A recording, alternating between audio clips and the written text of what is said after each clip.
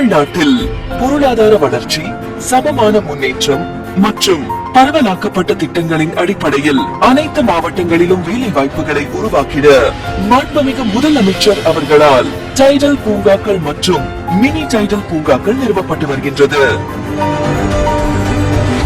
அதன் தொடர்ச்சியாக மதுரை மாட்டுத்தாவணியில் ரூபாய் 314 கோடி மதிப்பீட்டில் 5.34 லட்சம் சதுரடி பரப்பளவில் தரை தளம் மற்றும் 12 தளங்களுடன் கட்டப்பட உள்ள மதுரை டைடல் பூங்காவும் மற்றும் திருச்சிராப்பள்ளி பஞ்சபூரில் ரூபாய் 403 கோடி மதிப்பீட்டில் 5.58 லட்சம் சதுரடி பரப்பளவில் தரை தளம் மற்றும் 6 தளங்களுடன் கட்டப்பட உள்ள திருச்சிராப்பள்ளி டைடல் பூங்காவும் மாண்புமிகு முதலமைச்சர் அவர்களால் இன்று அடிக்கல் நாட்டப்பட்டது.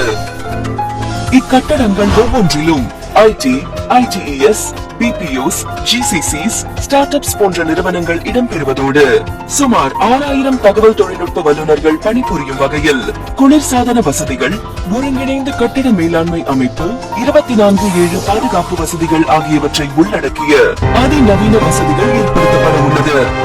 இக்கட்டிடங்களுக்கு அடிக்கல் நாட்டிய திராவிட நாயகர் மாண்புமிகு முதலமைச்சர் அவர்களுக்கு நெஞ்சார்ந்த நன்றி.